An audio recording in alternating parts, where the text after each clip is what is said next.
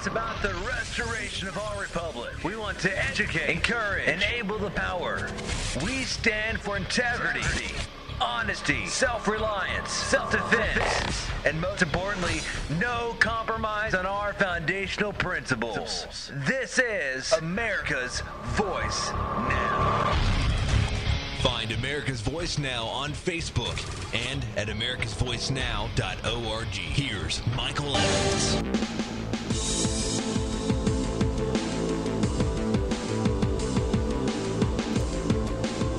All right. Good morning, America. You're listening to America's Voice Now. My name is Michael Evans. I'm your host here. You've joined us in the third segment of 4 today, and I appreciate that opportunity to chat with you. If you're catching us live on our website, welcome and good morning. Glad to have you on board. I see some folks out there in some different locations in the country. Always nice to see you. I got Dallas out there and Kittanning. I'm not quite sure where that is. Looks like it's up near the Great Lakes area. So welcome if you are joining us on our site. Many other locations out there. I saw Spokane, so forth. But the idea of the level of what we're going to call extortion that's going on in the United States right now is what I would consider to be inexcusable, in the sense that what we're looking at in the concept of what our government does and how our government operates, it is just another word for treason. Why do I say that? Well, I'm going to play you a short video. Actually, I'm going to play you the audio because for whatever reason my video does not seem to be wanting to function correctly. And I'm going to play you this short segment where you can see or hear what Mr. Schweitzer, who's written a book out there called Extortion, has to say about this. Now, it is deeply concerning, I think that's the right word to use, when we find that government is for sale to the extent that it is. And he exposes in his in this recent book called Extortion, and this came out a couple of months ago, but it just galls the heck out of me when I see it. And I want you to kind of be refreshed about it, because if you spend 5 minutes and remind yourself of why there's not a single member of the existing government, in either the executive or the legislative or the judicial, that can be left in Washington, you see, the truth is we need to excise this cancer that we have within our government like we would excise every cell. Every individual cell must be removed. And the reason I say that is because if we don't remove it, what we'll end up with is nothing more than a replacement of the tumor that has, for all intents and purposes, poisoned our nation. It won't be long before we'll find ourselves right back where we started. Now, I know to some people they say, oh my goodness, that's a naive concept. How can you think that that will happen ever? Well, I invite you to look at other places in the country where it's, or other places in the nation where it's happening right now. I invite you to go look at Kiev and the Ukraine. I invite you to go look at Venezuela, where people all over the world are just fed up with being treated as peasants by a group of tyrant elitists. It happened in Egypt. It's happening all over the place. Now, I'll grant you the media is not talking about it too much, but they don't want you to really know exactly how far things have gone. And when they do talk about it, you know, they always couch it in a way in which it's only happening over there and we should never worry about that here because we're so righteous. Righteous heck, we are not. And this example of Schweitzer in his interview with Hannity will prove it. Welcome back to Hannity. My next guest is here tonight to unveil his explosive new book, which explores corruption, extortion, and tactics in Washington that'll blow your mind. Now, let me give you a preview. The book reveals how political parties charge lawmakers for top committee assignments, how several members of Congress bagged hundreds of thousands of dollars using self-loan loopholes, how politicians use PACs for their own lavish lifestyles, how the DOJ takes advantage of laws to extort opponents on behalf of the Obama administration, and much more. Here with the details, author of Extortion, How Politicians Extract Your Money, Buy Votes, Line Their Own Pockets. Our friend Peter Schweizer is with us. Great job on 60 Minutes. I was surprised 60 Minutes was so good to you. Well, I think they looked at where the facts led them, and the facts led them to rampant corruption involving members of Congress, self-enrichment, all the sorts of schemes that you were talking about earlier. So I think the facts are the facts, and these are not really opinions. These are facts, and I think the facts are undeniable. This is Republican and Democrat. This is Republican and Democrat. It begins with the presidency, with President Obama. We literally have, I think, an administration that it's a little bit like the squeegee men that used to be in New York City. You know, they'd walk up to your car and say, I want to clean your windshield. They got a brick in one hand and a cloth in the other, and you got to pay them or the brick's coming through the windshield. Yep. We literally have that kind of situation in Washington, D.C., involving the president and involving members of Congress from both parties. Well, you know, Rob Andrews, for example, all these guys have their own little PACs. Right. But they can, which is different because campaign finance rules say they can't use their campaign money. Right. So they set up a PAC, but they can use that money for their own lifestyle. When you hear how these people are using these PACs, 501c4 PACs and 501c3 tax-exempt PACs, and you understand the depth of the depravity when these people are literally using this money as generalized slush funds, there's nothing that is more disgusting than that. That's right. That's right. Literally, they have a couple of pockets, Sean, in which they can deposit cash. And Rob Andrews took a trip to Scotland to go to a wedding and even bought the wedding gift with the PAC money. That's exactly right. And here's the problem. It's completely legal because leadership PACs have different set of rules than regular campaign funds. So this is really important for people to recognize. When we look at money in politics, campaign fundraising, it's not just about winning elections, Sean. It's a lifestyle subsidy. It's a way for them to live large beyond their budgets. And you have this congresswoman in California, Napolitano, 18% interest she's charging. Yes. In this day and age, 18%? Well, it's So get a hold of how this works. You lend your campaign money, and then you have the campaign agree to pay you back indefinitely at 18%. And the truth is that you never have an end to the loan, and that way you're assured that you will continue to make staggering sums of money on the backs of the PAC or the donors that are putting money into that PAC.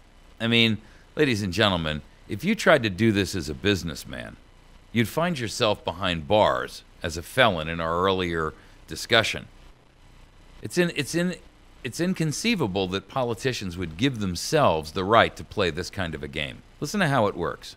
Great gig. Think about it, Sean. You decide to run for Congress, you loan your own campaign money, and you don't pay it off for 15 years, and you charge 18% interest. That's literally what she did. So she bagged hundreds of thousands of dollars that literally contributors were putting in her pocket. Now, maybe it's me, or maybe it's the way they cut it up on 60 Minutes, and I'm glad they did the piece, because I think people need to know this. But a big part of your book deals with the Obama administration. They didn't focus on that part. Yeah, huge problem with the Obama administration, particularly at the Department of Justice. Eric Holder is basically the squeegee guy holding the brick. Explain. Well, there's a couple of things going on, Sean. First of all, literally, there are companies that are being told that they are subject to Department of Justice investigation, criminal and civil. And then literally those companies are solicited for donations. Now, when you hear this trick, and if this doesn't prove to you how corrupt and dangerous Eric Holder is, nothing will. Here's the example that you are basically told that you're going to be charged unless you make a donation. Come on, guys. This is sounding like Mussolini's Italy. Or, you know, it's inconceivable that this stuff is actually happening. And America is completely clueless. And the obvious question is, where's the media? They're not talking the Obama about it. campaign and now to Obama political committees. And there is statistical evidence in the book that literally you cut your chances of going to jail in half if you make a contribution. The other thing they're doing is after the 2010 midterm elections, where they had that stunning defeat in Congress, literally they targeted the industries that financed the Tea Party candidates that got elected. That was the independent oil and gas sector, for example. They literally, days after President Obama made that famous statement, we're going to punish our political opponents, they send out a so-called industry sweep letter, which said you are now subject to criminal investigation and you better share and cooperate. It was a clear intimidation tactic that was used. And the top financiers against President Obama in 2012 were all subject to Department of Justice criminal investigations. It's shocking, really unlike anything we've ever seen You're at DOJ. describing like a banana republic here. You're describing corruption at every level of government. No wonder why the American people want to get rid of all of them. Well, here's the scary thing, Sean. It's not just opinion. The World Bank and the World Economic Forum, these are not conservative or anti-Obama entities. They literally do a study every year on competitiveness of countries. Since 2009, in both of these major studies, the United States has gone from being in the middle of the pack among advanced industrialized countries in perceived corruption to now in 2013, we are at the bottom of the pack. We are now seen as the most prone to corruption of any industrialized countries in the world. That's how far it slipped and how quickly it slipped. And the worst part is you're telling us in this book that the Justice Department is right there in the middle of it. They literally are. What you have with this Department of Justice, unlike any other in American history, the top 5 positions at DOJ, beginning with Eric Holder, the Attorney General, were all bundlers, campaign bundlers for the Obama campaign. So you had fundraisers who were raising money to put him into power, who are now making decisions about who they're going to prosecute, who they're not going to prosecute. So you see this melding of DOJ and the campaign apparatus of the Obama campaign. And by the way, I want to make clear here, because the book is right here, and it's an excellent book, excellent read, and a lot of details in this. 600 footnotes? Yes, I mean, you really dotted your I's and crossed your T's. This is not opinion. This is fact. 60 Minutes has reported on it. The New York Times had a piece today. I was surprised. I mean, you know, although they didn't talk about the Obama part, I noticed they're missing that. So I encourage you to get a hold of this book. I've got it on order. I don't actually have it yet. But I got to tell you, folks, when we're looking at this kind of abuse and corruption within our own organization and our own government, sponsored, promoted, and directed by the Department of Justice, I don't think there's any part of this that's left that's worth salvaging. I'm not talking about the Constitution, and I'm not throwing anarchy out there as the solution. What I am saying is that there's not a single individual, none, who deserve to stay. And I know that would upset folks who think, you know, Ted Cruz or Rand Paul or one of those guys is the right guy, or if you're on the if you're on the liberal side, you know, you think Bernie Sanders is the right guy.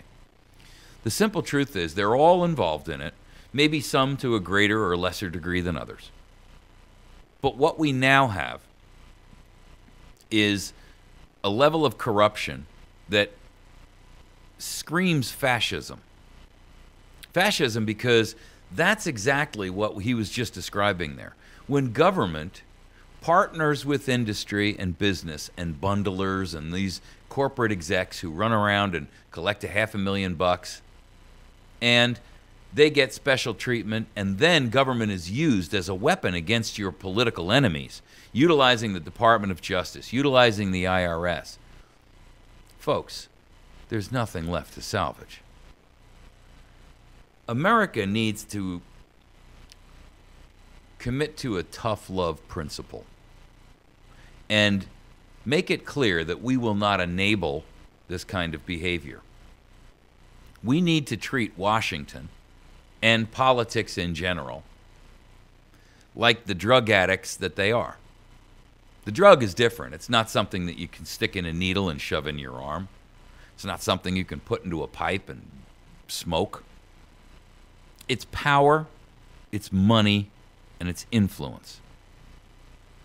And until we remove the people who are guilty of it and then put clear and realistic prohibitions against those companies that make it happen and are willing to pay for it, we're going to find ourselves right here again. Or worse yet, we'll never pull out of this stall, this aerodynamic stall we're in, and we will find ourselves augured into the dirt. You see, the reality of this situation is very, very scary, because right now, I mean, this happened. This interview was done a couple of months ago, but a perfect example is over the course of the last month, Obama has been trying to appoint ambassadors to 3 different countries. Not a single one of those ambassadors has ever even stepped foot in the country. One of them was so confused that he didn't realize that a member of the coalition government was not illegal.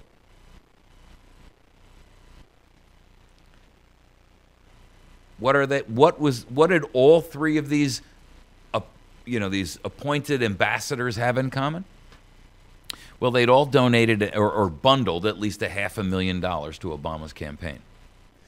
Now, look, Obama's not the first president to do this. Ambassadorships have been for sale for forever, I suppose. But it doesn't make it right, and it doesn't make it good, and it doesn't make it valuable or productive to the nation. And we now have, I mean, that's bad enough, and everybody would pretty much agree with that.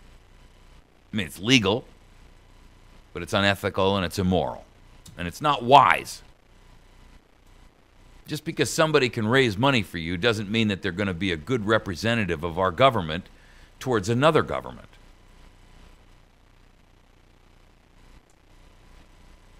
But what it really is descriptive of the real problem, which is that the level of corruption that's associated with being in politics today has removed any semblance and any potential aspect of being able to be a credible representative of the people. There's too much money in it, and there's too much power in it, and there's too much influence. If you go and read what our founders had to say about pay for politicians and what their expectations were of what our politicians were supposed to be, you would pretty quickly come to the conclusion that, one, I mean, no one's suggesting that these people should serve for nothing, but more along the lines that their expenses should be covered and they should be paid a very, very, very modest amount of money. And that they should be watched over very carefully to make sure that they don't abuse their authority and power to line their own pockets. Now, you got some of the wealthiest people in the nation who work in Congress and the Senate. And they didn't start with that kind of money. And surely they didn't scrimp and save from their $190,000 or $195,000 a year in salary to generate it. They're worth, many of them, tens and in some cases hundreds of millions of dollars. They didn't get there by living frugally and driving used cars and,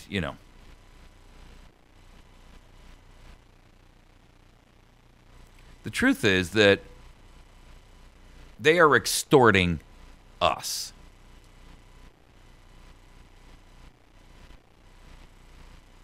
And extortion is a crime.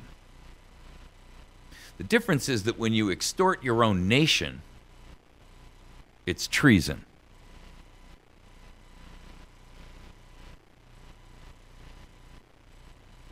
It's not acceptable, it's inexcusable, and their level of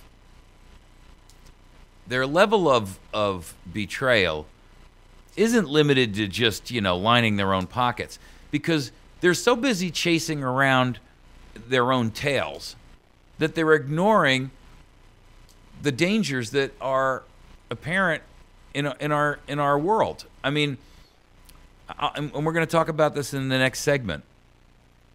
There's an article in Breitbart that a U.S. naval intelligence chief is confirming that the worst fear, which is China's military buildup and how they are planning for a, quote, short and sharp war with Japan. Well, many of you will be sitting there and saying, well, what do I care about if Japan and China have a little war? Well, I'll tell you what the problem is. We're the guarantor of Japan's safety. Under a treaty in which we said to Japan after World War II, you're barred from having self-defensive or offensive weapons. But as a result of that, we're going to make sure that you're protected. And we have a peace agreement with them that says that in the event that they're ever jumped by China, we've got to jump in. Why is this happening? Because instead of doing the business of the nation, Congress is doing the business of raiding the monopoly fund. That's the problem.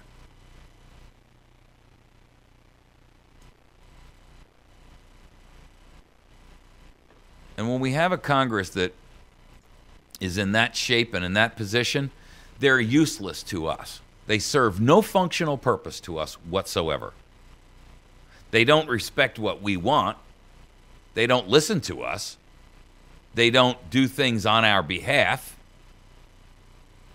So, I mean, why would we want to participate with them in any way, shape, or form? Why would we not remove all of them?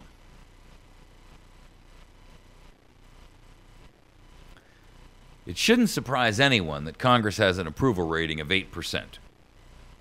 Now, you've heard me use this phrase before, but quite honestly, that's called the friends and family plan. In other words, the only people that approve and like Congress are those who are directly or direct beneficiaries of that position or power. And of course, their family and their immediate family and children and wife and friends. There's an article out this morning about still clueless. Politico can't figure out why Ted Cruz fights the GOP establishment.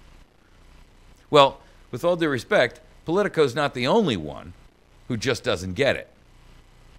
The conservative party itself, the Republican Party itself, they just don't want to see the realities of it. Instead of listening to their own constituents, which they've already, I mean, they just take us for a given. And now they're out there chasing the immigrant vote and the this vote and the that vote.